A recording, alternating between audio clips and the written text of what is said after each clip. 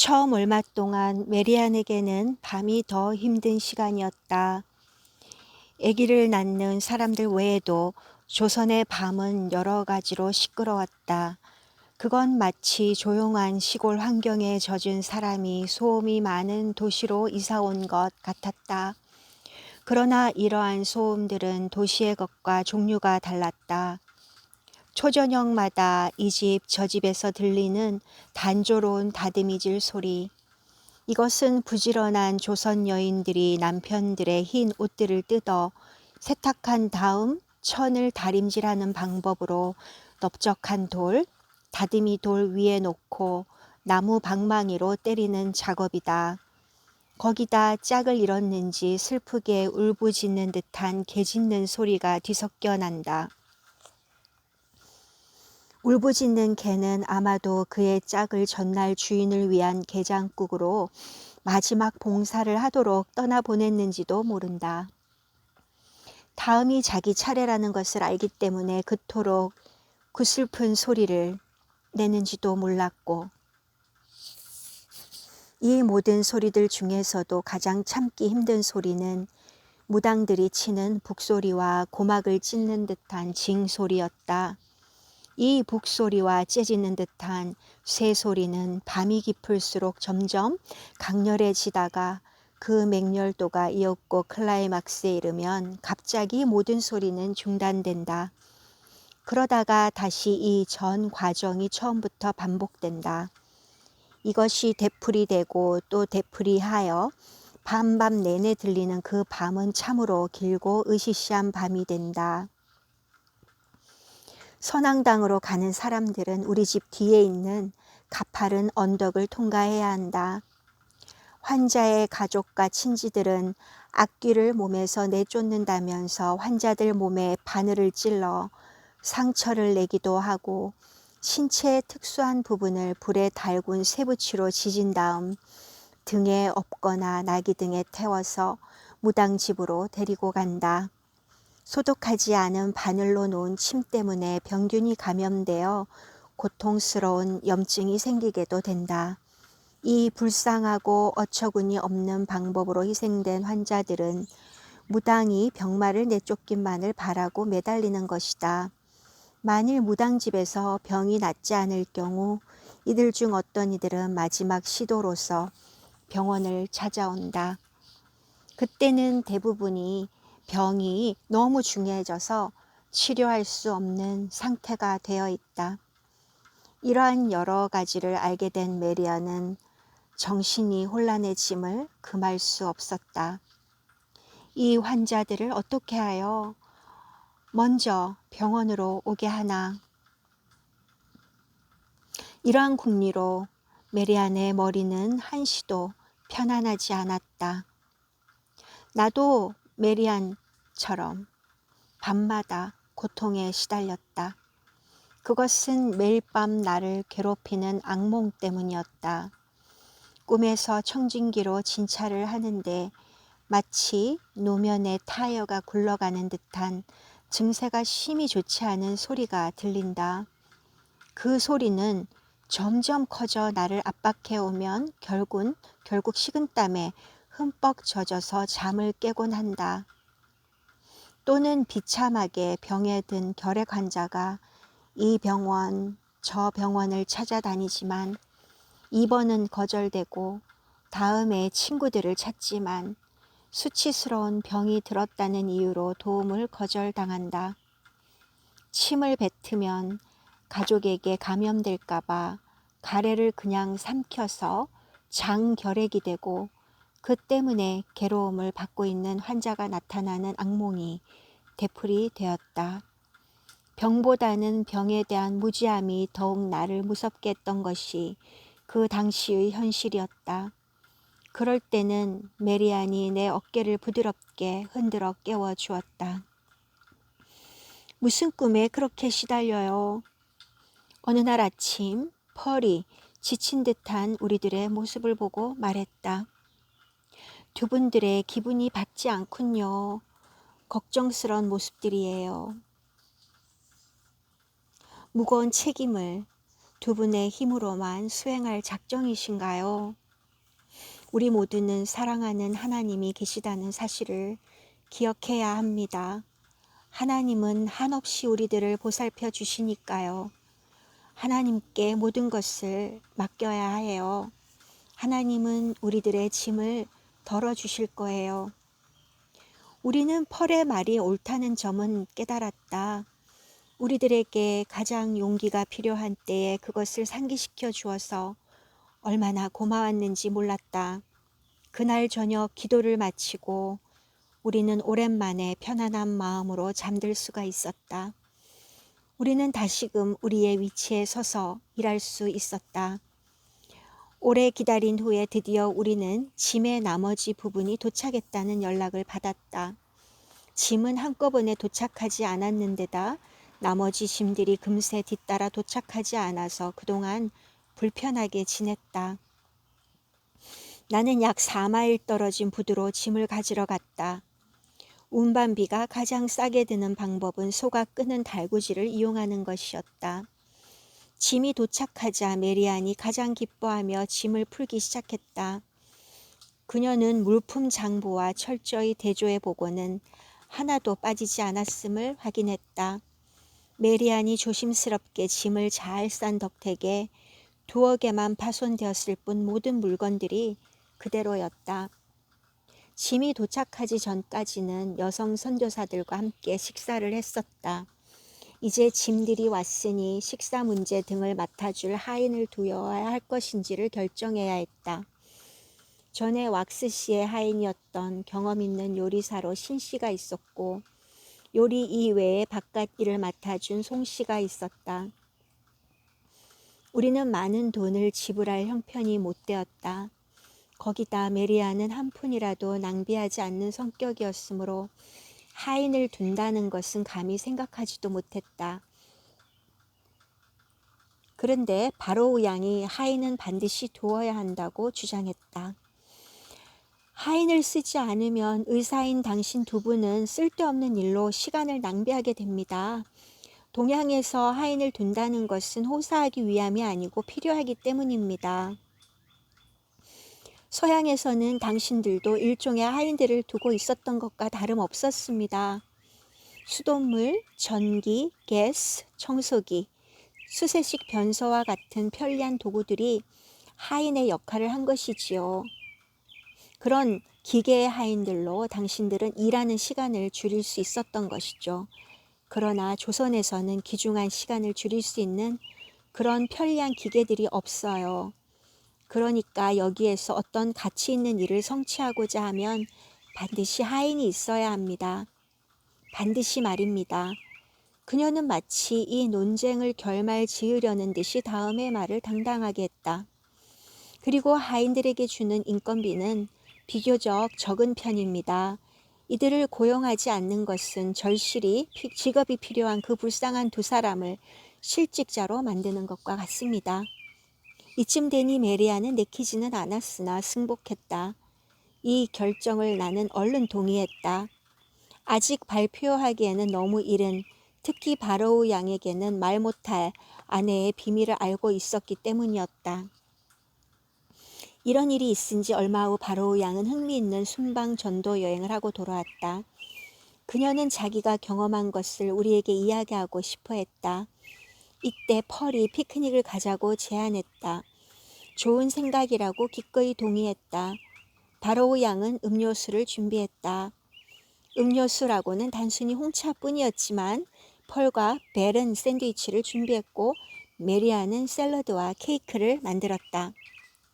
바로우는 여행에서 돌아온 후 충분한 휴식을 취해서였는지 기분이 좋았다. 그럴 때 그녀는 정말로 유쾌하고 재미있었다. 나는 그녀와 메리안의 사이가 좋아지는 것을 보고 기뻐했다.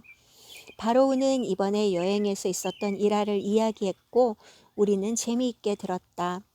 조선에서 말이라는 단어는 3가지 뜻을 갖습니다.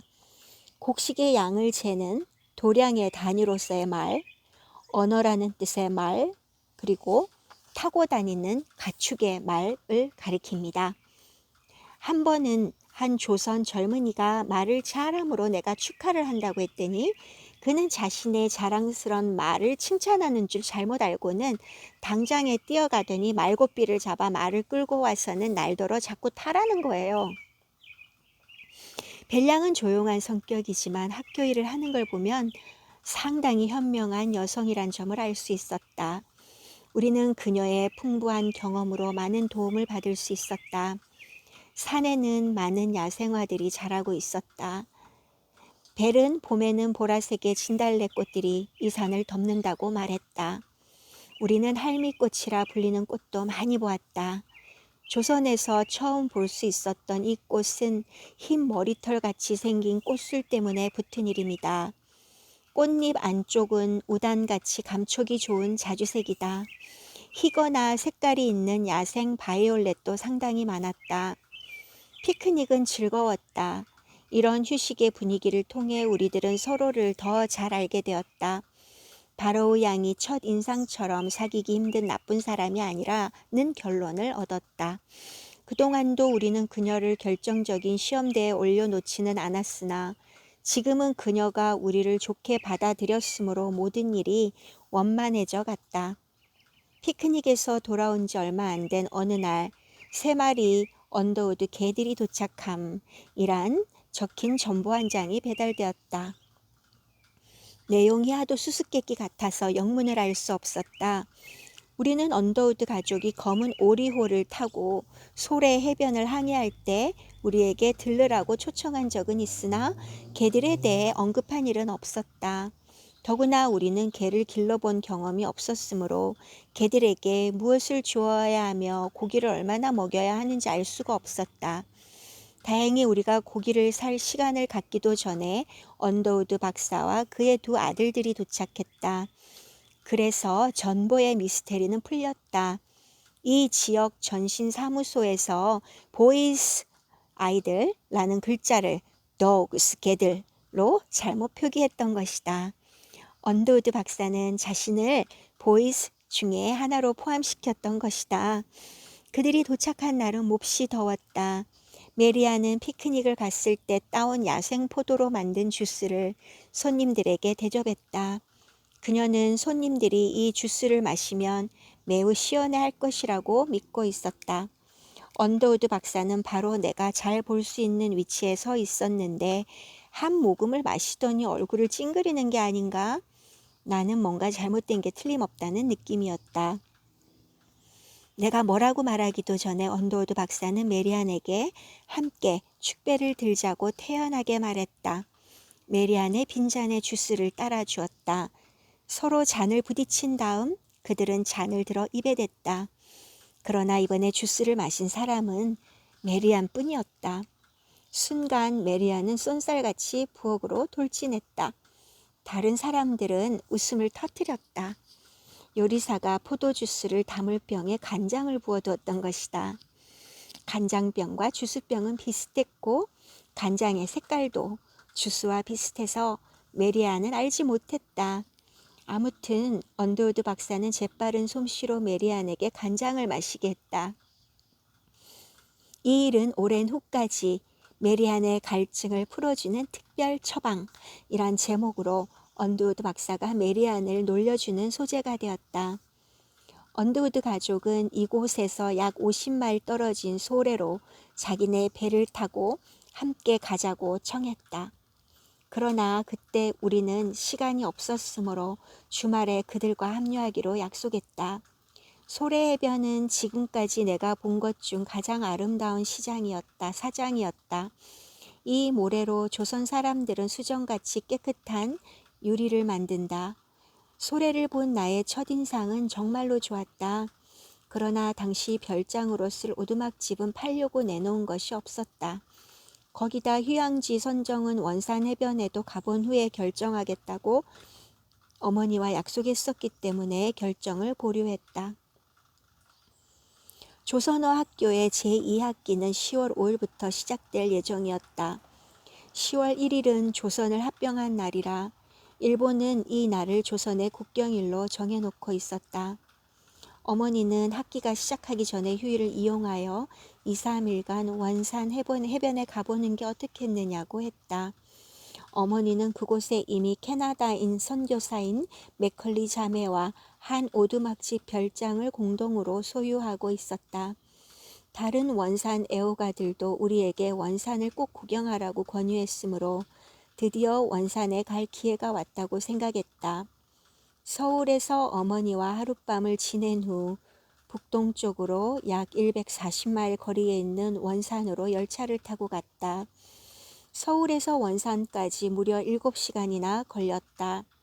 원산시에서 선교사로 있는 엘리자베스 맥컬리와 루이스 맥컬리 자매가 정거장에서 우리를 마중했다.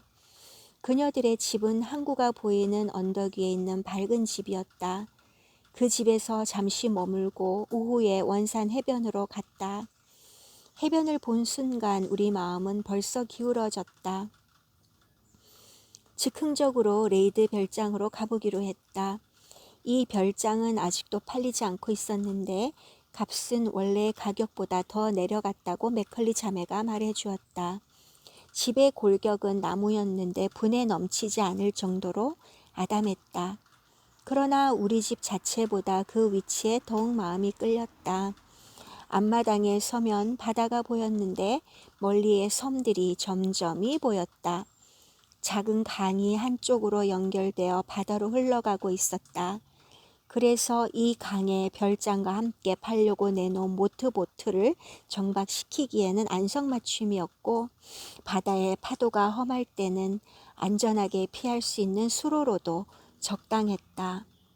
별장의 전면 창은 위아래로 여닫게 되어 있어 날씨가 좋을 때는 이 문을 열면 시원한 바닷바람이 불어오고 뛰어난 경치가 한눈에 나타난다.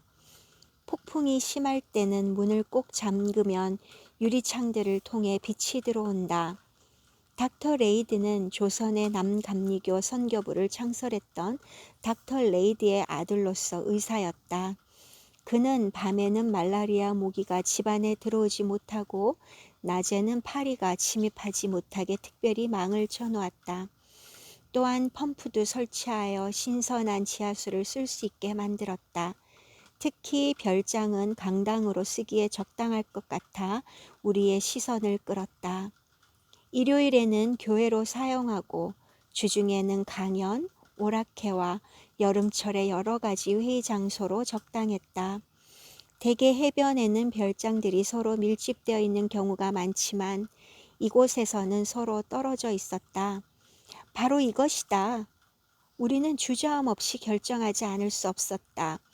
닥터 레이드를 만나보니 값이 알맞았고 제시한 후불 조건 또한 너무나 유리해서 사지 않으면 손해라고 느껴졌다. 이 별장은 우리 부부와 앞으로 태어날 우리 아이들의 휴양 중심지가 될 것이다. 어머니는 우리가 좋은 투자를 했다고 말했다. 이 집은 휴식이 필요할 때 요긴한 일종의 건강 실험의 역할을 해준다고 보았다. 우리는 이 발견을 의기양양해 하면서 학교로 돌아왔다.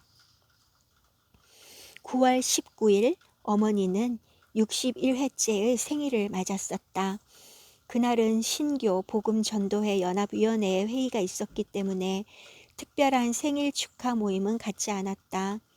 그러나 조선인 친구들은 그렇게 중요한 날을 아무 행사도 없이 그냥 넘기도록 내버려 두지 않았다. 조선에서는 61회 생일을 대단히 특별한 날로 여겨 환갑이라고 한다. 그들은 축하일을 시간이 날 수 있는 제일 가까운 날로 잡았다. 10월 26일이 어머니의 환갑날로 결정되었다. 메리아는 리버티 가제트라고 하는 어머니 고향 마을의 신문의 환갑잔치에 관한 글을 기고했다. 그날은 이날의 행사가 얼마나 감격적이었던가를 보여준다. 닥터 로제트 홀은 조선에서 영예의 환갑잔치를 봤다.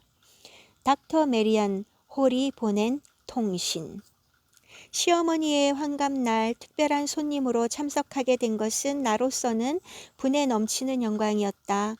부모가 61회 되는 생일을 맞으면 자녀들은 큰 잔치를 베푼다. 많은 손님들을 초대하고 그분의 생전의 공적을 찬미하고 기리는 것은 조선의 아름다운 관습이다. 친구들은 선물들을 보내오고 온갖 축하 인사를 드린다. 이 축하연은 생업의 노고가 끝나는 것을 의미한다. 61세 이후는 여생을 편안하고 행복하게 지내라는 뜻이다. 61년째라는 것은 중요한 의미를 갖는다. 이것은 조선 달력의 한 주기가 끝나고 제2의 주기가 시작함을 뜻한다. 한 사람이 태어나서 한 주기가 끝나는 때를 환갑이라고 하는 것이다. 60년을 한 주기로 보는 내용은 대략 다음과 같다. 조선 달력은 갑, 을, 병, 정, 무, 기, 경, 신, 임, 개라는 이름을 각 해에다 붙여 10년의 기간을 정한다. 이것은 우리가 연을 말할 때 쓰는 시간의 길이를 가리킨다. 여기에다 12지를 각 짐승이나 파충류의 이름을 붙여 부른다. 자는 쥐, 축은 소, 이는 호랑이, 묘는 토끼, 지는 용, 사는 뱀, 오는 말, 미는 양, 시는 원숭이, 유는 닭, 술은 개, 해는 돼지를 뜻한다. 각 해마다 이러한 짐승들 중 하나의 이름이 붙는다. 예를 들어 첫 해가 갑자, 두 번째 해가 을축 등의 순서로 나간다. 그러나 거기에는 연보다 시간이 더 많기 때문에 10년이 지난 후에는 새로운 이름의 배합이 이루어진다. 즉 갑자 대신 갑술이 되고 그 다음에는 을해가 된다. 산수로 풀어보면 같은 시간과 같은 해가 다시 일치하려면 60년이 지나야 한다. 이것을 한 주기로 치는 것이다. 조선의 아기들은 태어나면 그 해를 한 살로 치기 때문에 61살을 말하는 환갑은 우리 방법으로는 60세에 해당된다.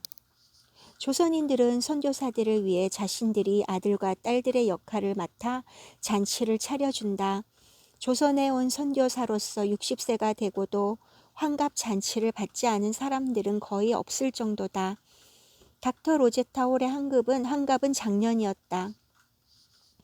그러나 본인이 아들과 며느리가 조선에 도착할 때까지 잔치를 연기해달라고 조선 친구들에게 부탁했다. 그래서 금년이 된 것이다. 이 잔치의 모든 계획과 진행은 조선에 이름 있는 인사들로 구성된 33인의 준비위원회에서 맡고 있었다. 우리 가족이 할 일이라고는 아무것도 없었다. 회감날 오후 6시 우리를 태우고 연회장으로 갈 자동차가 왔다. 연회실에는 이미 하객들이 다들 와서 기다리고 있었다. 방바닥은 윤이 나도록 깨끗이 닦아져 있었고 벽은 화려하게 장식되어 있었다.